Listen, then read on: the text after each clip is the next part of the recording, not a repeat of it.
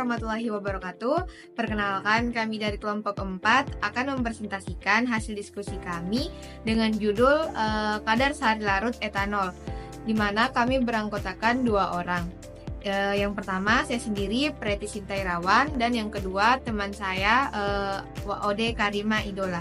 Baik, langsung saja. Jinten hitam atau Nigella sativa L ialah tanaman herbal yang sudah dikenal di berbagai negara. Contohnya negara Timur Tengah, karena memiliki efek farmakologis yang sangat banyak. Di antaranya ialah sebagai antiinflamasi, anti alergi, antioksidan, dan anti diabetes untuk pengobatan. Tanaman jinten hitam memiliki berbagai kandungan kimia dalam bagian biji yang bermanfaat seperti melanin, saponin, minyak atsiri, zat samar, minyak lemak, dan berbagai komponen gizi seperti karbohidrat, lemak, protein, asam amino, dan unsur mineral.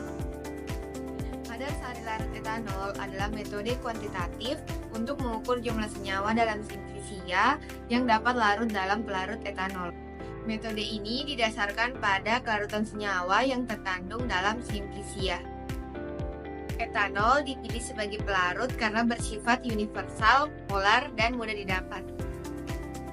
Etanol 96% dipilih karena tidak toksik, absorbasinya baik, dan kemampuan penyariannya yang tinggi.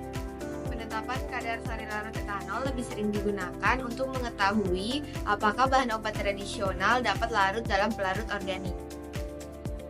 Selanjutnya, uji kadar sehari larut etanol, di mana ditimbang jinten hitam sebanyak 5 gram serbuk yang telah dikeringkan di ruang.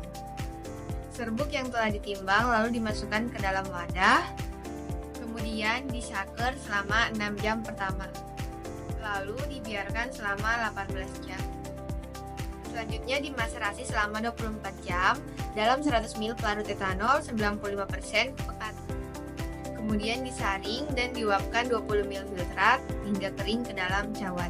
Lalu dipanaskan pada suhu 105 derajat Celcius hingga bobot tetap. Lalu kadar sehari larut etanol dapat dihitung dengan rumus berikut. Nah, jadi di sini saya akan melanjutkan materi mengenai hasil uji kadar sehari larut etanol. Di sini pada hasil uji kadar sehari larut etanol dengan simplisia jinten hitam menghasilkan 3,5%, di mana hasil ini tidak sesuai standar MNI, yakni tidak kurang dari 18%.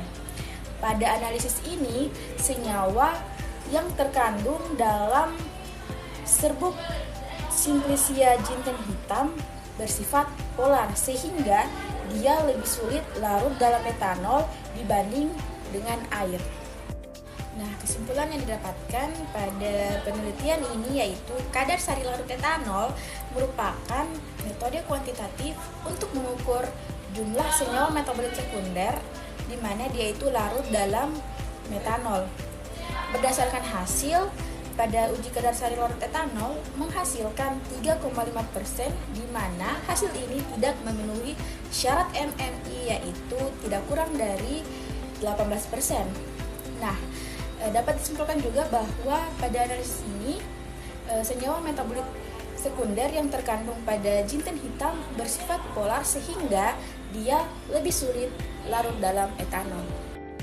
Sekian presentasi dari kami. Mohon maaf apabila ada kesalahan atau kekurangan dalam penyampaian materi.